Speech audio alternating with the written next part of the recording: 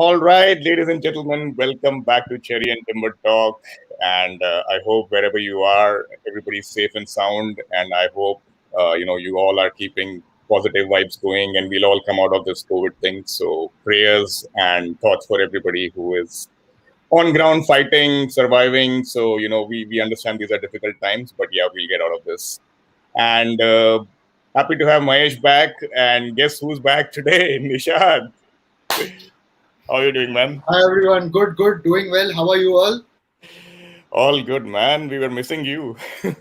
Yes, and you just said that we've got to. I hope everyone's keeping safe, sound. We hope we'll be out there soon. I think that line is 1 year old now, so it's 1 year old Oh, man. sadly, and yeah, it's like saying it's now when COVID will go has gradually become a line Yeah, which is like when I will get abs. So exactly. it's at par Exactly. with that. I think, in short, like we were discussing off air, all we could say is happy to be alive today. That's how it is, unfortunately.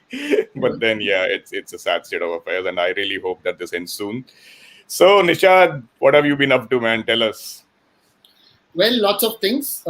As you know, I was there for the IPL, and anyways, now. But as you know, I've also written a book with Sachin Bajaj, which is why we are meeting here today. Which is why you guys have scheduled this IPL, this video with regards to the book, and it is, of course, to commemorate 50 years of India's memorable triumphs in the West Indies and England, which Yes, yes. which really indeed changed the landscape of cricket in India and set a path for Indian Yep, cricket in the world. So yep. this is what we are here to talk about. And for viewers who don't know that, this wait, I'll get the alignment right. Yeah, there it is. All This right, is maybe the we book. Yeah, wait. Yep, that's yep. better. This is the book available on Amazon. It's available in Yep. UK, US as well. You can just search for this book on Amazon. Beautiful caricatures by Mr. Austin Coutinho, who is a well-known cricket writer, caricaturist, a former fast bowler who lives in Mumbai. So this is the book co-authored with Sachin Bajaj. So yes, and through this whole thing, we've got different caricatures in the book and a lot of stories. So Yes. the main thing about this book was we wanted to document 71 anecdotes to mark the year 1971, and ultimately we came out with this. So this is what it is, and I'll be very happy to talk about this book and if there are any questions that our viewers may have as well. Awesome, man. Good to have you back with a bang. Mahesh, why don't you go first with your questions? Yeah, I got the book last week and I read through it in about 3 hours time. It is so, so involving that you just don't want to leave short anecdotes, a page and a half at best. So you don't actually get bored because it immediately moves on. It's a very fast forward kind of a book. I mean, you finish both the tours, successful tours in West Indies and England in a matter of 3 hours. And there's a lot of behind the scene kind of stuff as well, which probably a lot of people would not have been exposed to. And it's beautifully written. It's you just don't feel like keeping the book down. In fact, when I got the book, I called up Nishad and I said I think I'll finish it by about 12 in the night, but I think I'm out by about 7. Yeah, he Because called me up at four in the evening, and he told me yeah, 12 बजे तक रात को हो जाएगा. But then at 7 o'clock he messages on our WhatsApp group saying कि हो गया, and I was like, huh? Hmm, but that's great. I mean, Hmm. I was not very, I was not aware that Dilip Sardesai almost missed the tour because of his not too good performance in the domestic scene. He just about managed to go in because Ajit Wadekar put in a word, right, Nishad? That's He put true. in a And word very strongly. Phillips, yes, and as I mentioned, you look at the statistics, and I will just read it out for you because it puts into perspective the kind of challenge that even Dilip Sardesai personally had for this. And it's because up until then, Dilip Sardesai had just obviously turned 30 and he had played about 21 test matches. And Yeah. in 21 test matches, he had scored about 1,190 runs at an average of 33.05 with two centuries, both of which had come in back to back test matches against New Zealand in 1965. And New Zealand Yep. wasn't a very strong side. In 1969, India had played two home series at home, which was against New Zealand and Australia, and they had handed out as many as 8 new test caps. So from the selection committee, it was quite clear that they wanted to move ahead and they wanted to try out new players. But when Vadekar was appointed captain, when the selectors sat to pick the team, Vadekar said that if I want someone and I really want Dilip Sardesai in my side, selectors were thinking about someone like a Chandu Borde. There was also talk about a Ramesh Saxena possibly coming back into the team, but they said no. We are going to pick Dilip Sardesai, and Vadekar was really insistent on it. And considering the way he was appointed new captain, I don't think Vijay Merchant also wanted to sort of start off on the wrong foot. And he's like, fine. He's like, you can have a player. And when Sardesai eventually finished with 642 runs, it is Vijay Merchant himself who was gracious enough to give him the title of the Renaissance man. Correct. Interesting. It is very interesting. Okay. So what was your favorite part of the book, Mahesh? I was about to ask you. Okay. The question should have been earlier. Ajit Vadekar nominated as captain. I think he had a discussion with Mansoor Ali Khan Pataudi that if Pataudi would remain as captain, that he should be taken in the team. And then later on, he became the captain, and I don't think Pataudi was the tour, but I think he was given the offer of joining the team or something. That's all right. So in a sense, what had happened was there was a lot of selection dramas going around in 1970-71. And, funnily, there were in 1970, Indian selectors were also considering John Jameson, who eventually played for England, because John Jameson was born here in Bombay. And it sort of made him eligible. If he came and played the Ranji Trophy, then he could be considered as an opener. But then that was passed.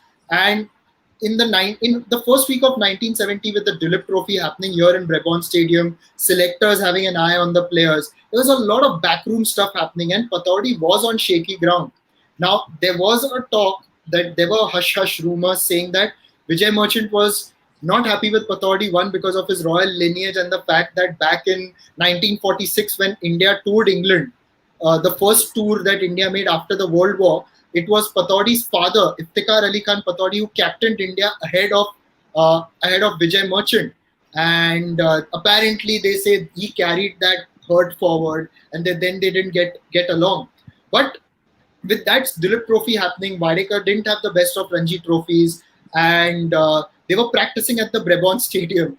And Vadekar tells him that, if by chance my name comes up, make sure I'm in the team. And Mansoor Ali is like, no, but what if I'm not captain, and if you're captain, make sure I'm in the team. But I don't think Vadekar expected he didn't have any expectation of becoming captain. He didn't even find out. Nobody called him. And you know how he found out? He comes back. He had gone shopping with his wife. Shopping. Yeah. And he comes back to his house and he sees that people have lined up outside his house. And he was in the State Bank of India quarters, because he was an employee of the State Bank of India.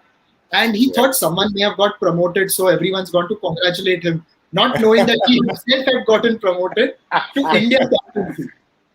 And that's when people came out and they then told him, no, you're India captain. And Pataudi called up and said that I'm available, obviously to support you and everything. But next day he withdrew from from the tour. He didn't make himself available, and he actually stood for elections from the Gurgaon constituency. Wow, interesting. So this is the book, guys. If you want to hear or read about much more stories like these, many more stories like these, do get this. It's available on Amazon. And so amazing, Nishad. Go ahead, Mahesh. Go ahead. Tell me about that incident when Sardesai basically dismissed the West Indian bowling attack. He said that this is like, in slang, he told that this is like, nothing. Okay, so because the slang is in Marathi, but I'm not going to use it verbatim. I have also blacked out that portion in my book, and this is so.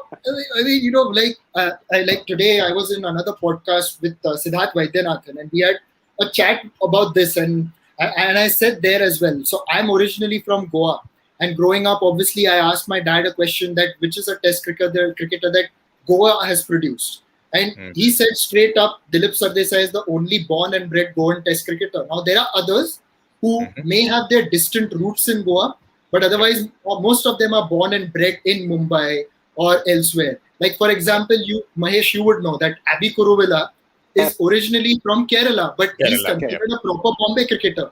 Otherwise, Yep. everyone knows that Tinu Yohanan is the first Keralite First Test Kerala. cricketer. Kerala cricketer. So in Correct. that sense, Dilip Sardesai is the only Goa born and bred Test cricketer. Of course, Yep. he had to come here to Bombay to play Test cricket because it was ruled by Portugal. And knowing Goans and what Sardesai is like, what you see is what you get. He would be very straightforward, mean no harm, but it is just the way he was. He would just be very straightforward. So he was on the tour in 1962 when Nari Contractor was hit on the head and Sardesai was made to open the batting then, and he did. To his credit, he took up the challenge, and Mhm. he was proper. He had the typical Bombay, Khadus. yeah, Khadus attitude, as they say. He had that attitude, and when the first test was at Sabina Park in Kingston, and India were batting first, and the pavilion was square of the wicket Yep. at the old Sabina Park before the renovation. I don't know where it is now, but it was square of the wicket. So all the Indian players collected and they were watching. You Yep. know, some of them were on their first tour to the West Indies. They are seeing Grayson Shillingford and Van Burn Holder Holder. bowling the ball, and wicketkeeper was collecting it somewhere here, sometimes here. And it was quite a change from Indian pitches where wicketkeepers would collect it here. So Sunil Gavaskar and others are like, wow, this may be some challenge that we are up against. And after 2-3 overs, they say, and he's like, hey, Kasle, dash dash fast bowlers ahead. Like, what kind of fast bowlers are these? Like, so then Sunil Gavaskar says that here's a senior player who was there in 1962, and he looks at these guys and he says, dismisses them. And I'm thinking, what must West Hall have been like? What must Charlie Correct. Griffith have been like, who played a tour game in that series? Another myth from the 1962 tour is the fact that Charlie Griffith battered the Indians through the series. It's not right, because it was only Westphal who played all the test matches. Charlie Griffith played only the tour game. He didn't play any of the test matches. It was just the fact that he hit Nari Contractor on the head that he had. Yeah, correct. Yeah. Yeah, he played on India's mind. But Yeah. then the Indian players were like, Hall and Griffith are not around. Imagine Yes. what they would have been like if Yep. if our senior players so dismissive, even we can go and do something against them. Yep. So he just rallied and brought them up like that. Interesting. And he was the second highest scorer in that tour. Absolutely, and 642 runs is no mean feat, and that too when it was required. Like in the Yeah. first test, India, Double century. 70 odd for 5, getting 212. Then at Barbados, a lot of people don't talk about Barbados. This was when India already had the 1-0 lead. They put in West Indies into bat, which was a mistake in hindsight. And Sir Gary rallied the team, taking them to 500 plus. And you've got India again at 70 for 5. And he tells Eknath Solkar that, now we've got to make a partnership. And Eknath Solkar, to his credit, gets a 50 here as well. He did that. He did the same thing in Jamaica. And when he gets that 50, and then look at the street smartness.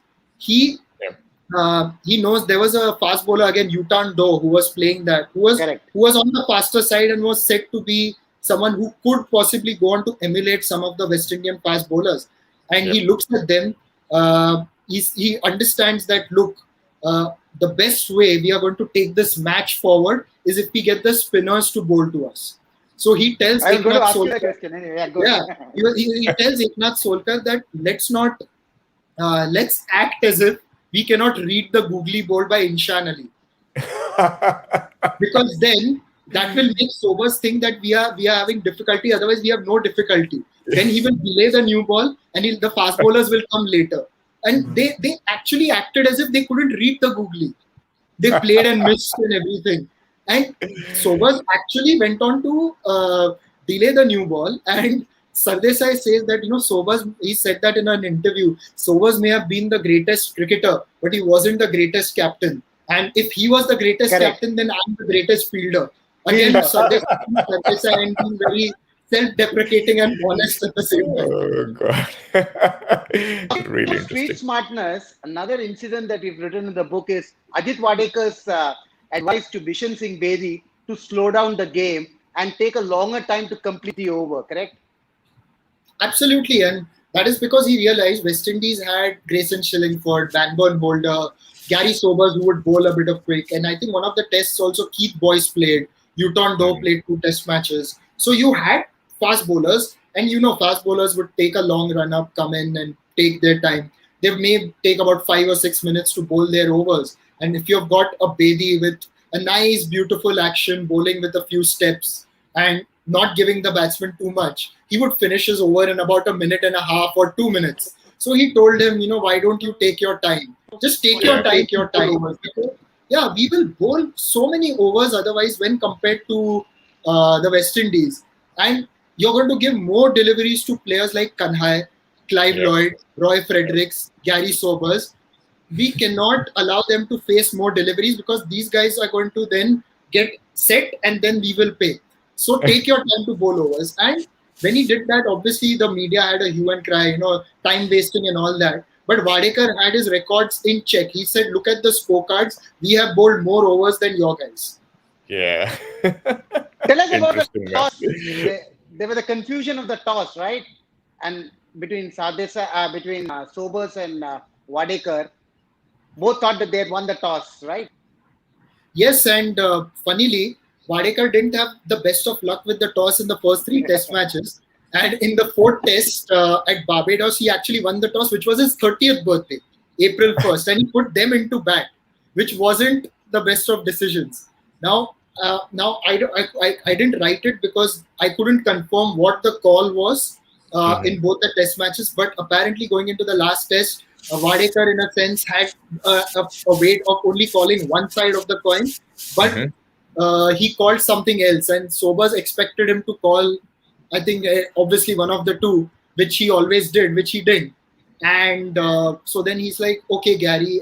Yeah, so he's like, okay, Ajit, I will tell you what to do. And he's like, no, Gary, I will tell you what to do. And there was, remember, this was back in the day when during the toss there used to be no commentator and no Ma- match referee. No match referee, yeah. Yeah, there used to be a fan in West Indies who used to go close to the pitch, and he then waved out to everyone, like, at the Queen's Park Oval, like, we won the toss, when in fact they hadn't. But they had a chat, and then Sobers is like, no, it's okay, you tell me what you want to do. And considering how important that test match was, it was a very important thing. And we must also give Sobers credit because his relationship with Wadekar didn't start then. It started back in 1966, and I will quote that incident because it again tells you what a good bond India and West Indies have had throughout history. Yeah. Yeah. So Wadekar was making his test debut at Brabant Stadium one day before the test match, and they are practicing. And Sobers comes in and he's like, "Young man, you're going to play test cricket tomorrow. Are you going to be wearing these shoes?" And his shoes were not in proper order. Wadekar is obviously a young Yeah. man finding his way Yeah. in cricket. May have just gotten a new job with SBI, Yeah. and he's like, yes, this is the only pair I have or something. Yeah. And that night, and those days, test cricketers who lived in the city stayed at home. So Wadekar lived in his Dadar residence, and he goes back home, and his mother tells him, "Oh, by the way, Gary Sobers visited some time ago and left." And he's like, "What? Sobers came home?" Like, yeah, Wow. and he left this box for you. Sobers had left him a brand new pair of shoes Wow. Beautiful. for his test debut, and he said, "This is for you." And imagine he Sobers, a player of that stature, made the Exactly. effort of finding out where this young man lived and went in a foreign city and went and gave him those shoes. And next day, Wow. Wadekar got out for duck, and he cheekily tells Sobers it's because of the shoes. But then later in the series, he got a 50. Sobers apparently told him again, "See, you've made runs finally." So it's a kind of bond that Wadekar and Yeah. Sobers had even before all that. Yeah, it's a beautiful gesture, right? I mean, something that sport kind of really brings to life in terms of how these friendships and these gestures kind of develop over a period of time. I think this is something to be highlighted. And in today's cutthroat competition and so-called what do you say, mental disintegration and all those kind of tactics which happen, I think these kind of stories really mean a lot. When we look at those yesteryears and stuff, I think that's how sports should be played, honestly. Amazing, amazing, Nishad. I had one question, Nishad. Tell Yeah. us a little bit more about Sir Clyde Lloyd's forward. How did that come about? Oh, that was really fascinating. So when we were getting the book was done. I was in the Yeah, final editing process. We got in the proofreader to read it. yeah, Now my co-author Sachin was like, "Who's going to write the forward?"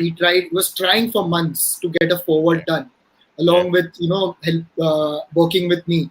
But forward was like his department. I was going after the statisticians, proofreaders, and all.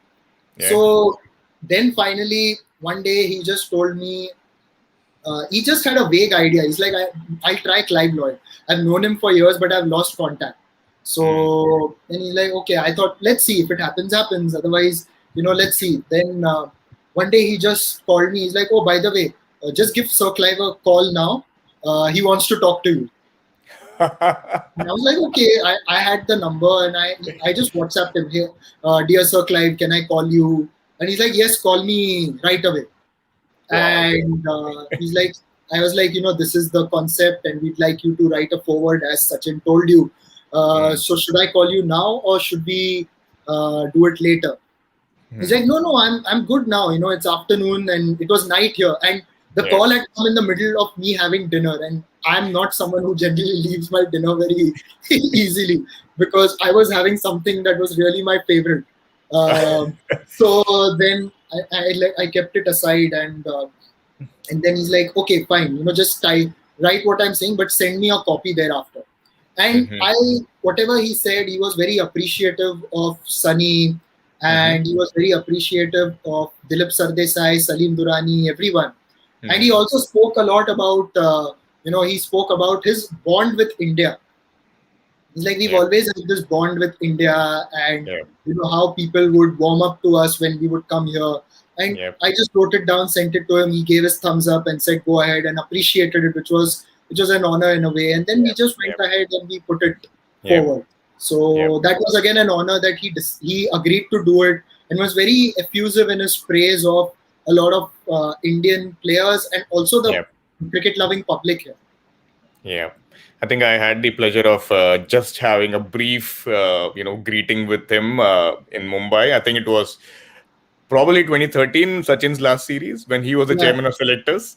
So I had a meeting with one of their team analysts, right? So and I just happened to meet him on the way, and he was introducing me. This is Clive Lord, the chairman of selectors. I said, you don't need to tell me who he is. And it's funny, like I've met him a few times when he was in that capacity. We used to Yeah, have him at press conferences and everything. yeah, So he yeah. obviously has a very gentlemanly way of talking to you, Exactly, and that he exactly. still has that kind of Yeah, aura, yeah, and that aura that he has. So yeah. and I told him, we've met a few times. We may not remember, but my most memorable meeting with him happened Yes. off the circuit. This was in 2017 Champions Trophy. There's the Oval tube station near the Oval cricket ground. I went in. Yep. I picked up one of those free newspapers, the Evening Standard, reading it. When my tube comes in, I got in and I Hmm. sat. And then I heard three men talking cricket, and I looked. It's Sir Clive Lloyd sitting next to me Wow. in the tube, in the London tube. Next to him is Steve Harmison, and Ovesh Shah is standing in there talking cricket. And for a moment, I'm like, I can't imagine this happening in a local train in Mumbai.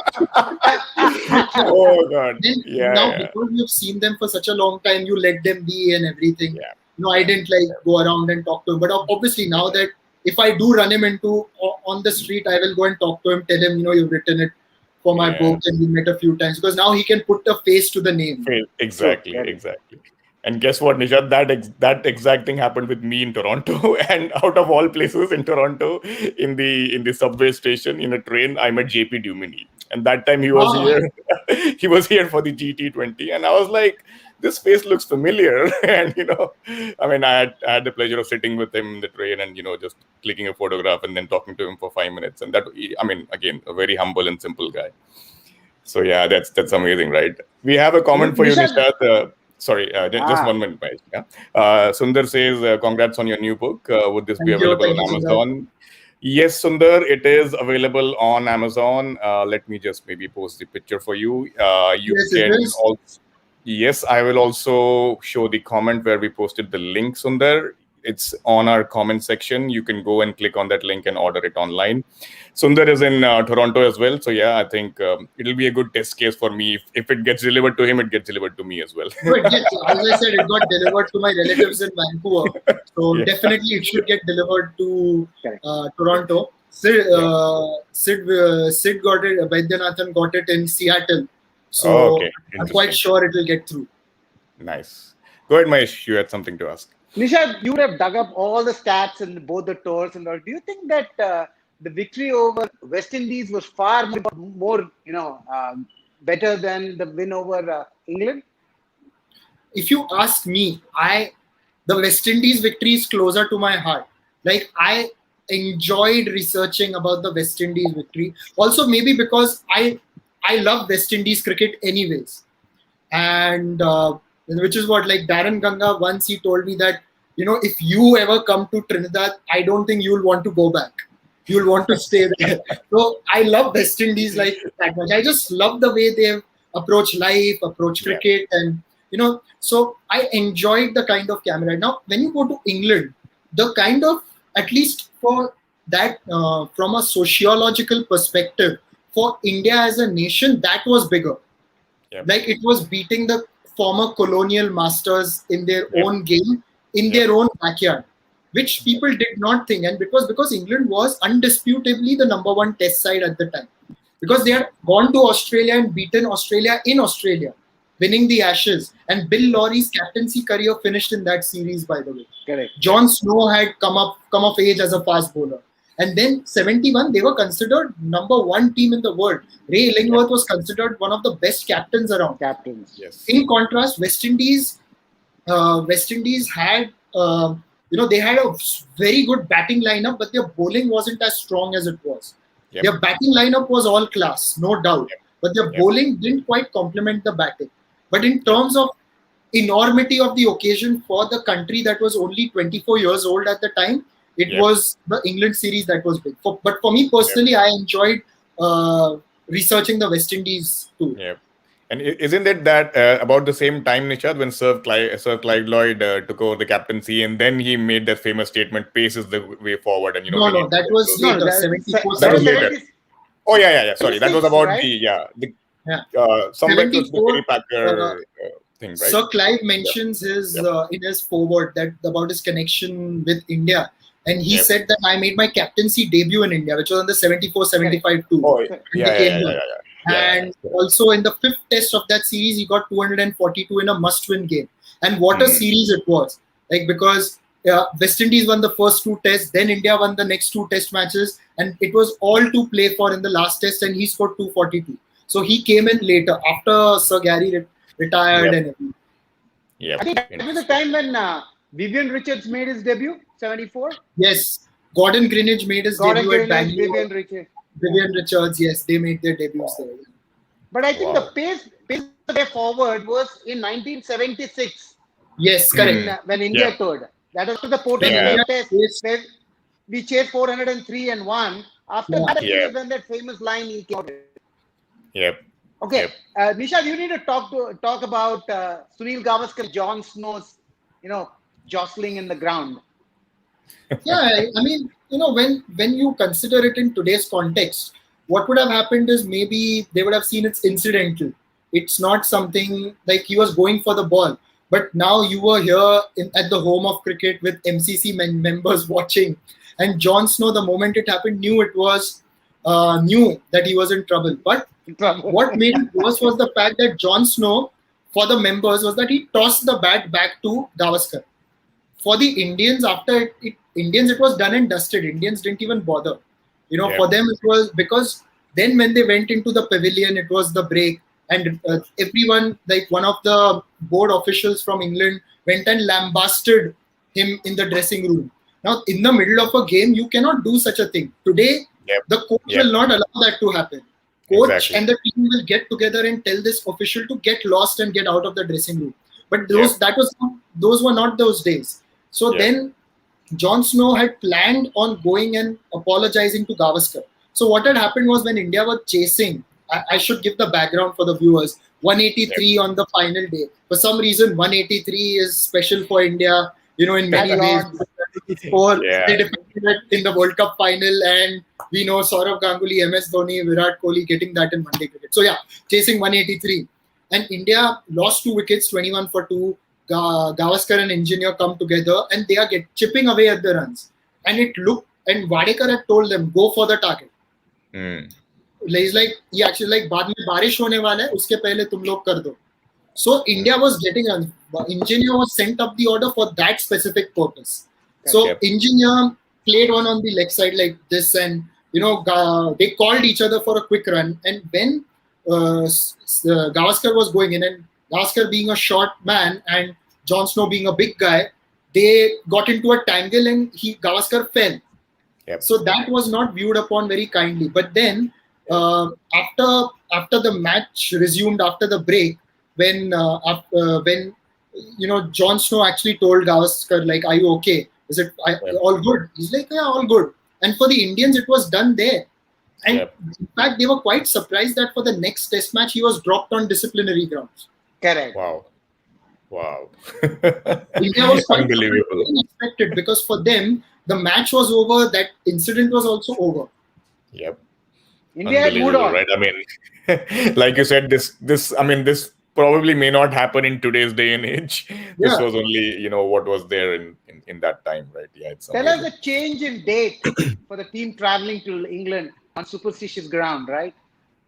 Yeah, it is quite fascinating, because there was one astrologer, Mr. Thakur. I think his name was Chandrasekhar Thakur or something. He was a medical doctor and an astrologer. And so before going to West Indies, he had predicted India's success there. And now he said, you leave on the 17th of June, 1971, and you will win. India Wow. was to leave on the 14th or 15th of June. So the And delay. the team was to start of 23rd of June. So Board of Control for Cricket in India actually delayed the departure. They were like, and that time those flights were not direct. So you had to go via Middle East. Like the same flight would land. So India's flight landed at Kuwait. Then from Kuwait, I think it was one more stop or direct to London or something of that sort. But Mhm. that's when, so they flew via Kuwait, and that astrologer had said, let's do it this way. Wow. And India's then our version of ambassador, wall. Huh? did our ambassador predict the score line? Oh yes, and that's what I was going to add actually. That when India's first tour game was against Middlesex at Lords, and they were doing although they conceded the first innings lead, they were doing quite well thereafter. And there was a dinner hosted where the team was called, and the Appa Saheb Pant, who was a well-known diplomat, was the High Commissioner to the UK, and he was there, and he told Wadekar, look, I want it this way, that first test is a draw, second test is a rain-reduced draw, and the third test is India winning. And that's exactly what happened. So this is like India's Great version of prediction. Paul the Octopus story. Yeah. Interesting.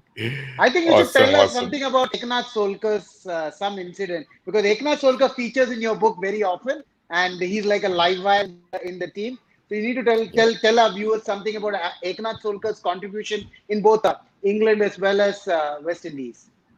No, when Eknath Solkar passed away in 2005, even today, like his teammates remember him with a lot of affection, and it is very palpable. Like they just remember him a lot, and it's not just because of the cricketer he was, but also the person that he was. He was a live wire on the field, possibly the greatest short leg fielder India has produced, Without a doubt. and yeah, he could contribute with the ball, with the bat. Also, he was so gutsy. Those 250s in the West Indies when it really mattered.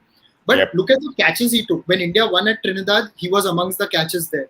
At the Oval as well, he took a catch of Alan Knott. Alan Knott used to play that shot like this, and he was ready, and and he just threw himself forward and took it inches off the ground. And not just that, Alan Knott had the habit of taking a bail and marking the guard like Shivnarayan Chanderpaul. So, and he saw it, and Alan Knott was quite a thorn in India's flesh throughout the series. Yep. He always rescued England out of trouble. And he was that very nuggety and combative player, could go for the big shots. So India, when Chandra was running through the team through England on the second last day at the Oval, Eknath Sholkar tells him, we've got to tells Wadekar, we've got to disturb his concentration. So Yeah. Wadekar is like, okay, he's like, okay, if I take the bails off, Is and that then illegal? is it illegal? He's like, look, there's Wadekar is like, as far as I know, there's nothing against it in the law, but you have to put it back before the ball is bowled.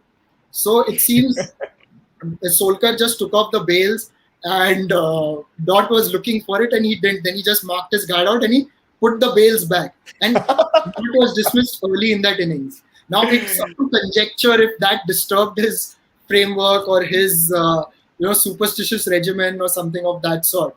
But it just tells you how he could think on the feet as well. Yeah. It wasn't Yeah. just about this, but also he had run-ins with Jeff Boycott also, and it ran through for a few years because he dismissed him in 1974 quite a few times. But the seeds of that was sown in 1971.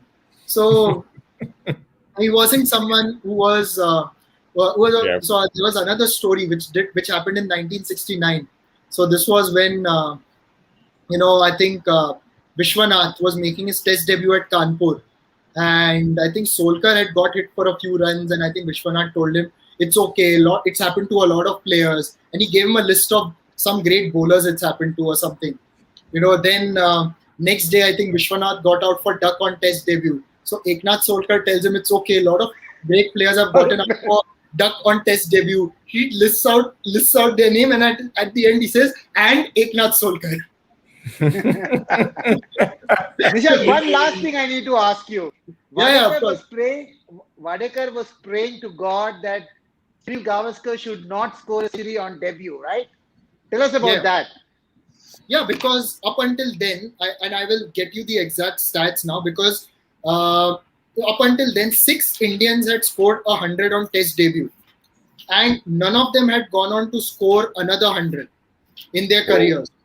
Wow. None of them had gone. So, like for example, Lala Amarnath was one of them. Although he became an iconic figure, he never went on to get a test 100. There were others like Deepak Shodhan, played only 2 or 3 more test matches. Then there was Hanuman Singh, another good player, never got another test 100. Then you also had Gundappa Vishwanath, who had got a test 100. So he's actually the first Indian to score 100 on test debut and score another 100 after that. He did that, of course, in the years ahead. But so Sunil Gavaskar, so Wadekar, when Gavaskar was going so well, just prayed that he doesn't get 100, because this guy can go and serve Indian cricket for a long time. If he gets 100, his career is jinxed. Interesting. Yeah, I mean, those were the days, man. I mean, so we have to tell our viewers, these are the kind of anecdotes that are there in this book, and I'm telling you, you will just not feel like keeping the book down. Absolutely. I'm so glad, And listening to our stories, Sundar already ordered the book. So good to know that, Sundar. So I'm coming to grab your copy from you. I'm just kidding. I'll order mine online. No plagiarism, guys, and not plagiarism, no cheating, and no piracy and stuff here. Okay, please order the original copy only. Don't borrow it from your friends. All right, thanks, Nishad. Glad to have you back today, and love these interactions and these anecdotes and stories. And I could see the enthusiasm on Mahesh's face after reading all those anecdotes, and it's like I'm really looking forward to this as well. And hopefully we'll have you back soon, Nishad, with more of what we did last year. I think our viewers are now we can next week after, whenever I'm here. So let's do that. Yeah, I think people are looking forward to Cricket, and I think we should do something on those lines as well soon. So, thank you guys for whoever was watching. And like I said, please order the book online and give us your reviews, and, reach out to Nishad, and, looking forward to having him more often. All right, guys, take care. Have a great weekend. Thank you. Bye-bye.